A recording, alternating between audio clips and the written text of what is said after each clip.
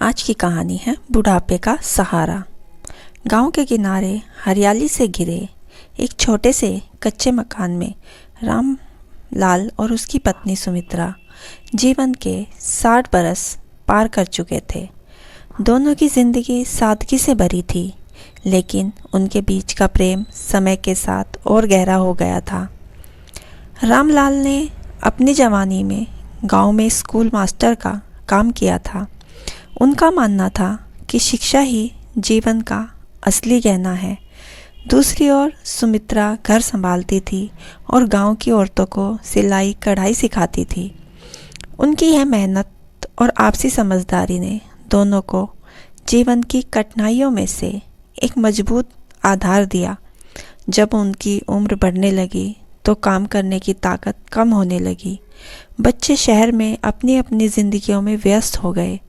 शुरू में उन्हें थोड़ी चिंता हुई, लेकिन फिर उन्होंने तय किया कि वे अपने बुढ़ापे को दूसरों के सहारे नहीं, बल्कि खुद के आत्मविश्वास और एक दूसरे के प्रेम से संभालेंगे। रामलाल ने अपनी बचत से कुछ मुर्गियां और एक गाय खरीदी। सुमित्रा ने दूध और अंडे बेचना शुरू किया। गांव वालों ने उनके उत्पादकों को खुशी खुशी खरीदना शुरू किया, क्योंकि वे जानते थे कि ये चीज़ें प्यार और मेहनत से तैयार की गई हैं। एक दिन गांव के एक छोटे लड़के ने रामलाल से कहा, दादाजी, हमें पढ़ाई में मदद चाहिए, स्कूल बहुत दूर है। रामलाल ने अपने पुराने शिक्षक वाले दिल को फिर से सक्रिय किया। उन्होंने अपने घर के आंगन को एक छोटे स्कूल में बदल दिया। बच्चे पढ़ने आते और सुमित्रा उन्हें गुड़ और मक्खन से बने लड्डू खिलाती। उनके इस प्रयास से गांव में नई ऊर्जा आ गई। लोग उन्हें बुढ़ापे का सहारा कहने लगे।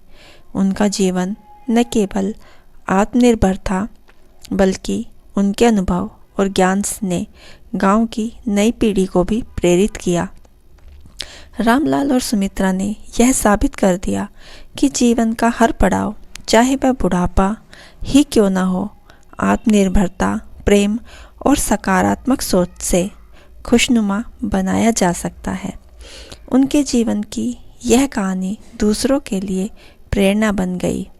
दोस्तों, बुढ़ापे का सहारा, ये छोटी सी कहानी आपको कैसी लगी हमें ज़रूर बताइए, और कहानी अच्छी लगी हो तो हमारे चैनल को सब्सक्राइब करना ना भूलें। कहानी सुनने के लिए आपका दिल से धन्यवाद।